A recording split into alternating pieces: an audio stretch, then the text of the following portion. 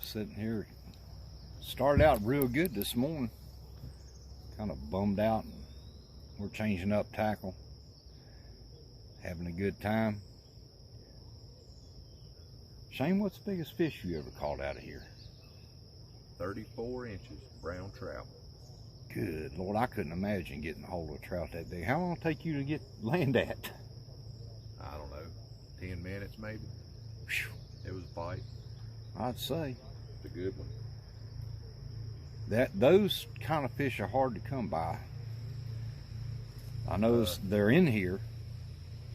That fish was 2017. So you figure I put in 15 years of fishing on this river. Phew. To catch that fish. Man. And I doubt I'll ever catch one any bigger than that. I hope you do. Well, I hope I do too, but I know the realization of how hard those fish are, like you said, to come by. Yeah. People want to come and catch fish like that, and I want to catch fish like that, but it takes a lot of work. You got to spend many a day on this river. Yeah. You just don't come out here and say, well, we're on the South Holston, there's big fish in here. I know we're going to get a big one. Yeah. Takes many a fishing trip. Yeah. Days on the water. But it's worth it. Yeah, boy, you can catch one like that. It is. That's a trophy and a half right there, buddy. Yeah. They're a lot of fun. A lot of work. Yeah. Very frustrating. I put good fish and lost them. Those fish get big and they're smart for a reason. Yeah. They know the waters that they're swimming in. I know I lost that one last year, and we were first trip we ever went on last year, and I about cried. That wasn't a trout. That was a tarpon. A tarpon. I don't know how he ended up in the South Holston. Yeah.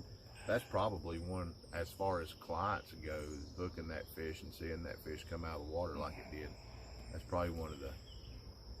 That shocked me when he come up out of the water that first time. I went, oh my God.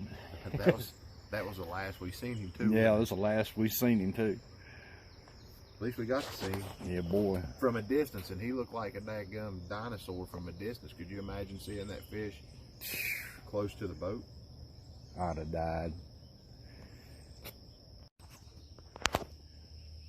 Shane, you went on a trip the other night that interested me, and I seen pictures of these trout, and I had to ask you, y'all went mousing. We went through some little mouse, a lot of different varieties. I'll do mouse trips, but mousing is a whole different ball game. You know, it's you might get one blow up, or you might. So on Friday night we had, I think, 4 or 5 blow ups and 2 fish. And Saturday night we had 20 plus blow ups and probably 10 or 11 fish, you know. So mousing is a different ball game as far as what most people think about fly fishing. So yeah. You know, darker the better. I fished the darker side of the bank without giving away too many tips, but it can be very, very rewarding for these big predator browns that feed at night. You know, when they come up, if you've ever heard a striper bust, it sounds like a shotgun going off, and you'll be stripping, you know, your mouse in and letting him swing a little bit. You're using a streamer, right? Streamer rod. And I use an 8-weight, 7-8-weight, whatever, you know, going, but you're sitting there and you're stripping and it's real quiet, and all of a sudden you just hear boom, you know, and it's hard not to trout set, you know, until you feel that tension, because you'll take it right away from them, and that's one of the hard things to do. It's kind of like tarpon fishing. Yeah. But golly, you know, most of the fish. Now we had a couple of smaller fish hit the mouse, but for the most part, you get pretty decent fish. Your hookups are pretty nice. You know. I know it'll wear you out, because I've used that streamer rod before. After about an hour and a half, I'm like, oh, I'm done with this for a while. Yeah. It will definitely. But it's a lot of fun when you hook up on one of them big ones. For sure. I mean, it's fun. Don't get me wrong, but it's one of those deals where you just have to know that it's possible to get a good one. You know, but you're not. More than likely, you're not going to have a huge numbers day. It's more for the hardcore guys that don't really want a nymph of the day. They're solely looking for that one fish, that one bite. Yeah. You know, and then they're going to make 1,000 casts for 10 fish. But the reward, Yeah. and the action of that rod or that fish whenever he comes up and busts that mouse is. I know there's a lot of big ones. We've seen a bunch of big ones. Whoa.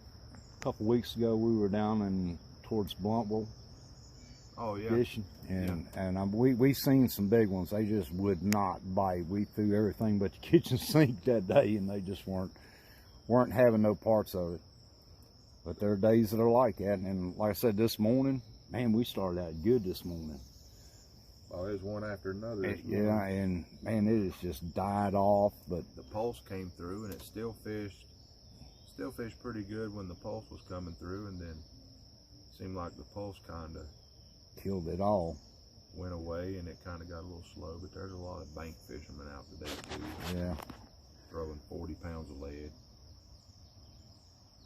But that's all right. That we've had fun. We've definitely caught some fish, but we need some bigger ones up here. These rainbows just because we're inviting them to the cookout. yeah. Shane done hooked up this morning already. Manner. Oh yeah.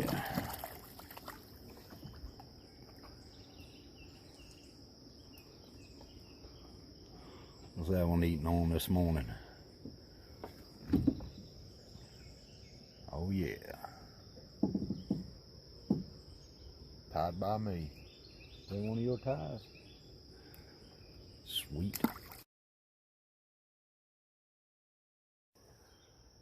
Well, Shane, you've done a lot of trips. You've been with Curtis Fleming and Fly Fish Chronicles, country music artist Thomas. What was his name? Thomas Fountain. Fountain, yeah. Out of You've Georgia. you've done a lot of float trips. What is your most memorable float trip? Well, I gotta admit that shooting the Fly Rod Chronicles TV show was pretty darn awesome. Darn You know, skippy, I watched it. It was a good show.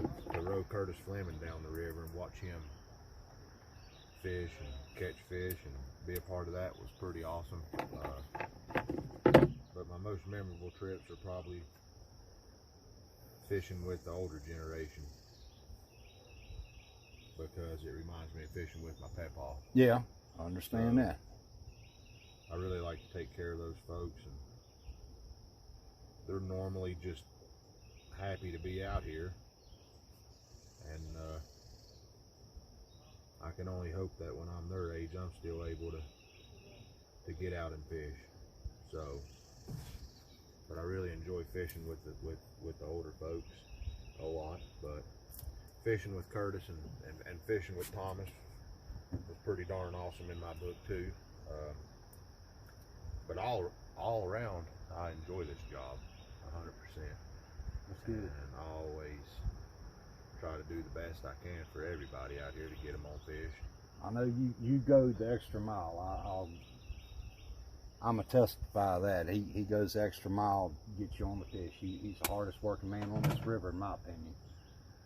And you got to row this big boat up and down when they're generating. Well, one time we went, they were generating what, 3,000? 3,000 psi, and that is a lot of pressure pushing down this river. We caught a lot of fish, but my God, you worked that day. I think all of us were tired. I know you were. You probably slept real good that night. Well, it's worth it to me because I enjoy it, and you know, I like to build friendships, and you know, I like for people to be happy, And you know, I know people come and they want to catch fish, and when they show up that morning, they're, do you think we'll get a big fish, or how many do you think we'll catch? And I mean, let's be real. At the end of the day, we're really not fishing gods. We're Look at just, it. Look at the deer over oh yeah, yeah, we got a deer coming out on us over there. But I think people, when they come out and get on my boat for the first time and start down the South Holston River, they really get lost in the scenic views that are out here. As far as, just like right now, we're sitting here and I'm talking, and there's a deer walking right out on the shoreline. What? That's probably 45, 50 yards. Yeah, 45, 50 yards from us, and seeing the wood ducks, and in the spring of the year, the new life. There you go. You got a fish? Did have. Did have. Wasn't paying attention, brother. I was looking at the deer. Seeing the bald eagles. Yeah, the bald eagle. Bald eagles are pretty cool. The bear. But there's a lot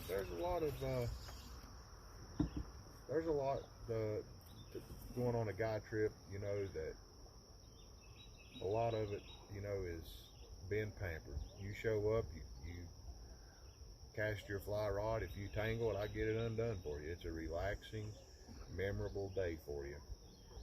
And that's what I want it to be. There you go. It always has been for me. This is the reason I do this, is to relax. You know, a lot of women will go get their nails done and toes done, or get these massages, but for us, is for a fella, it's kind of like that. You come out here and you don't have to bring nothing, and you fish, and you don't have to tie a bug on. You don't have to redo rigs. You don't have to take a fish off if you don't want to. I do everything for you. All right. Sweet.